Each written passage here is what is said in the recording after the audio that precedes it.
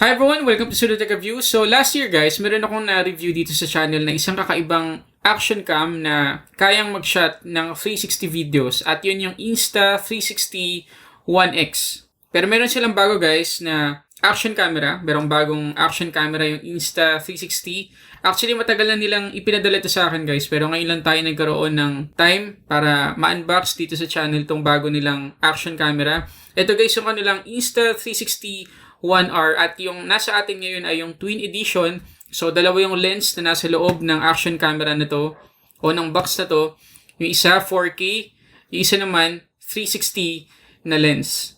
At maliban dito guys, sa Insta360 1R Twin Edition, marami pa tayong i-unbox dito guys ng mga accessories na magagamit natin dito sa Insta360 1R. So, excited ako guys na i-unbox lahat to at may pakita sa inyo ilang features at mga video samples nitong Insta360 1R. Start tayo.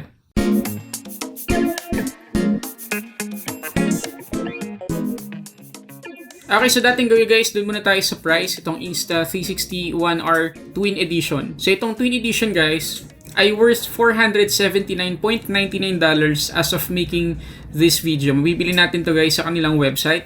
Pero if ever na hindi natin kailangan ng Twin Edition, ang kailangan lang natin ay yung 4K lens. Ang presyo nun ay $299. Kung gusto naman natin yung 360 lens, $499. So, isipin nyo guys, napakalaki na matitipid nyo kung Twin Edition agad yung bibili nyo kasi $479.99 lang. Tapos, dalawa na agad yung lens na makukuha ninyo.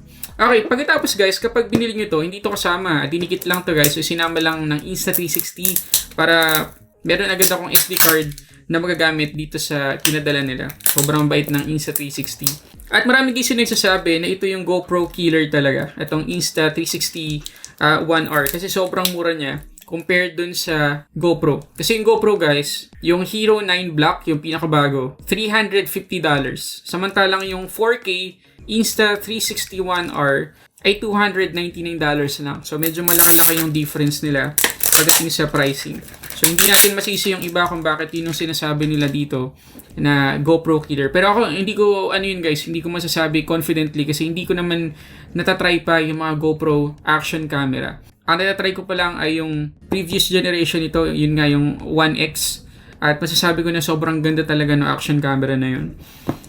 Okay, so makikita natin guys dito sa box ng Insta360 1R Twin Edition yung itsura ng mismong action camera. So dahil Twin Edition to, andito yung itsura ng kanyang 4K lens. Ito naman yung 360 na lens. Pagkatapos guys, makikita nyo mamaya na yung display nitong Insta360 1R ay napi-flip. Mamaya makikita natin kung paano yun nangyayari. Pagkatapos makikita natin guys yung ilang specification dito sa gilid ng box. Ewan ko lang kung nakikita nyo kasi masyadong puti yung box. So, sabihin ko na lang guys ha. So, meron tayong 5.7K 360 degree capture, 4K wide angle capture, flow state stabilization, waterproof to 5 meters or 16.4 feet, invisible selfie stick, auto frame plus auto edit, hyperlapse, point to track, voice control, 8 times slow-mo, 4 times slow-mo naman para sa 360 degree, HDR photo at video, at night shot.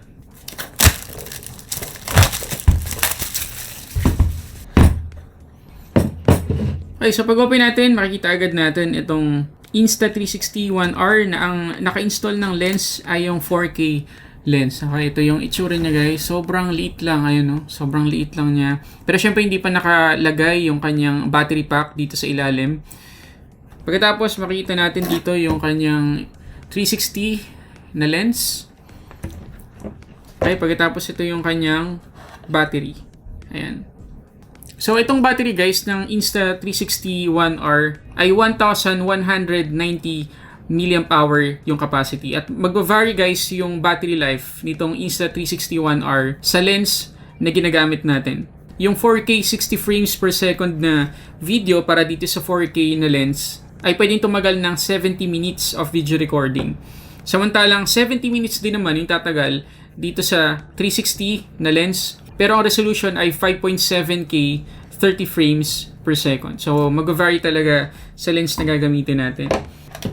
Tapos, merong maliit pang box dito guys sa loob ng Insta360 1R. At ang laman nito ay Meron tayo ditong USB cable. Meron din tayo ditong mga sticker ng Insta360. Merong transparent.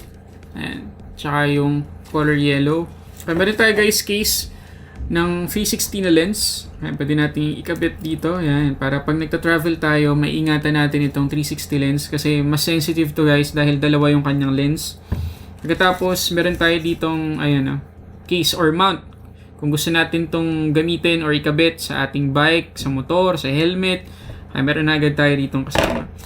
Pagkatapos, meron tayo ditong, hindi ko alam guys kung anong tawag sa mga to. I-comment nga dyan sa baba. Pero ito yung kinakabit dito sa mount. Ayan o. Ayan.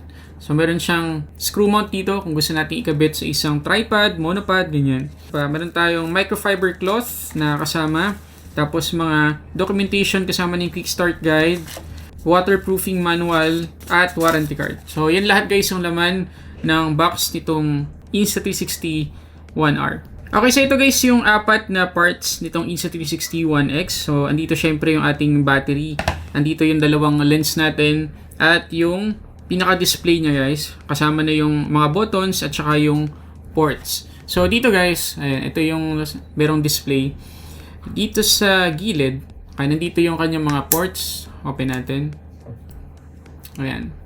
Meron tayo guys ditong USB-C port at saka yung micro SD card slot. Pagkatapos, ayan yung 1R na logo plus yung LED indicator natin. Tapos dito naman sa taas, andyan yung ating shutter button at yung power button.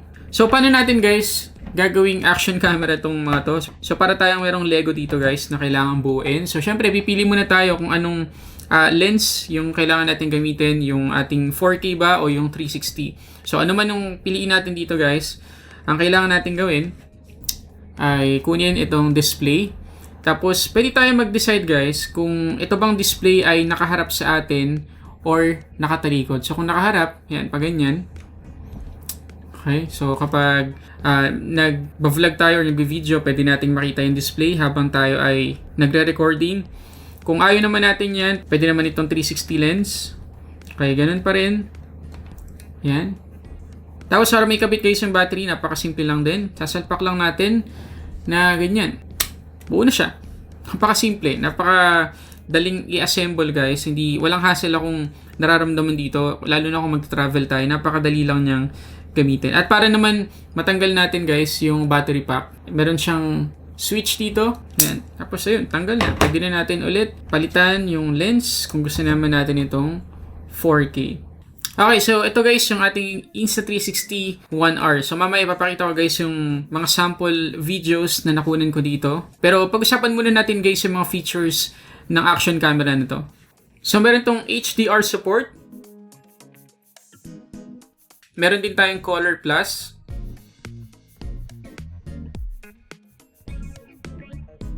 Meron siyang flow state o yung tawag ng Insta360 sa kanilang stabilization. Pagdating naman sa mga video shots, meron tayong slow-mo.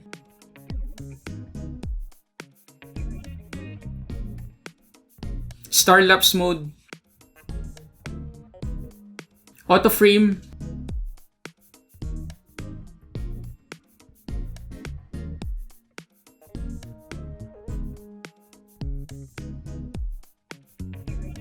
Time shift.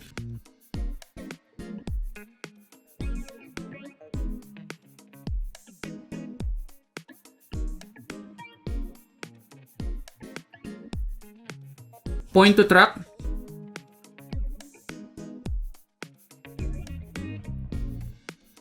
Bullet time. At invisible selfie stick. Okay, so dito man tayo guys sa mga accessories na ipinadala din ng Insta360 sa atin. So, i-unbox lang natin para makita nyo guys at magka-idea kayo doon sa mga available accessories na pwede rin ninyong orderin kasabay ng Insta360 One R. Okay, unang-una sa lahat guys, meron tayo ditong fast charge hub. Ayun. So, meron tayo ditong charging brick. Tapos, meron tayong maliit na box dito. Ang laman ay USB-C cable. At syempre, yung ating charging hub. Okay, speaking of battery guys, meron sila ditong ipinadala na dalawang extra battery o battery base. So, open natin.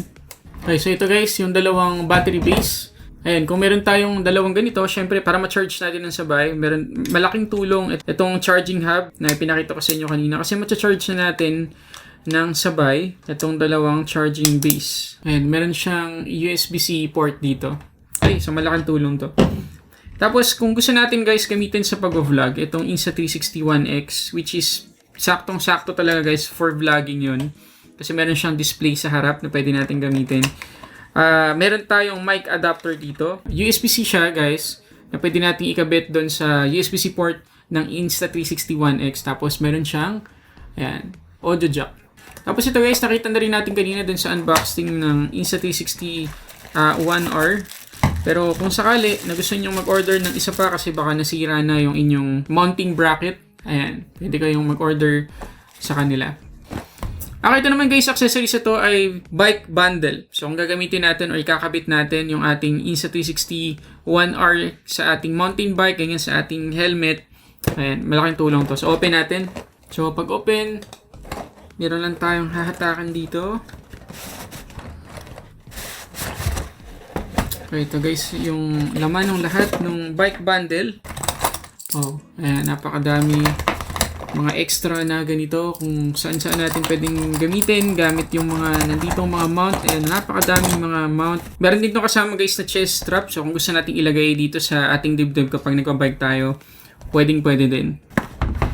Tapos ito naman guys, yung multifunction bullet time handle. Yung bullet time guys ay yung basically slow motion ng Insta360. Tapos meron din tayo ritong selfie stick. Ayan. So ito yung ilan sa mga accessories din na pwede nating bili para sa ating Insta360 One R. At lastly guys, isa sa pinaka-paboritong accessories itong Insta360 One R ay yung kanyang carry case, para madala natin lahat ng accessories na ina-unbox natin mula pa kanina. At sobrang fragile guys, no, ng mga lens ng Insta360 One R. Syempre gusto natin madala natin safely kung saan-saan. So ito ngayon yung malaking naitutulong nitong Insta360 One R na case. So design talaga to guys, especially para sa One R. Tingnan natin, ang ganda ng kulay niya. Ayan. Color gray, meron tayong handle dito. Tapos yung Insta360 One R na branding. Yun lang naman, wala tayong packet dito sa labas. Ito natin.